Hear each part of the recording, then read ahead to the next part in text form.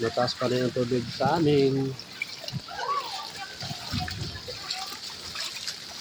Kunti pa lang ang binaba na tubig.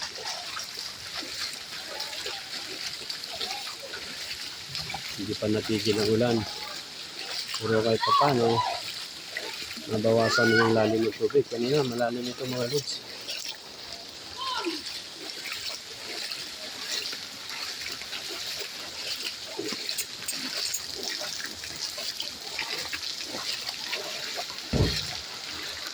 Hanggang hita nila, hindi pa bandang dulo, hanggang hita ang tubig eh.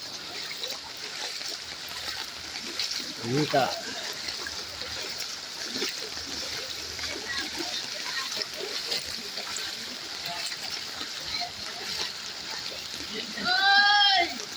Yan, meron na silang meron na silang improvised na bangka Sa San Pablo. Ito dito makauwi.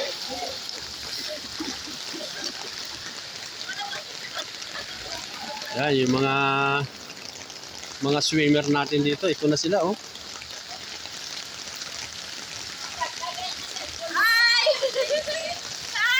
Kaway-kaway mo na mga lods. Swimming kayo. Libre na ang tubig natin. Wala nang entrance. Ay, ano, ay, no.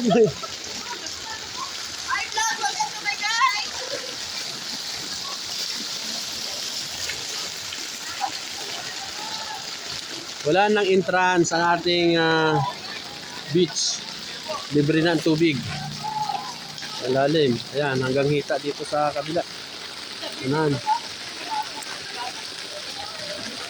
Merong mga improvised na sakayan. Kanilang mga styrofoam na ginawa para merong masakyan ng stranded nating mga kababayan dito banda sa may San Joaquin.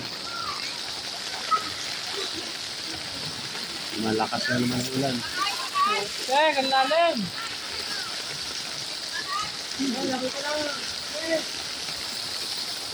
Malakas pa rin ang ulan.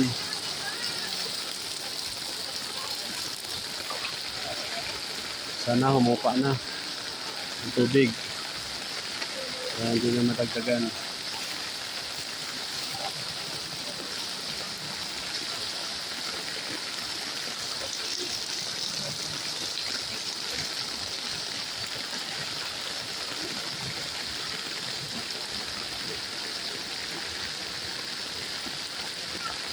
Boss, kumusta kayo dyan?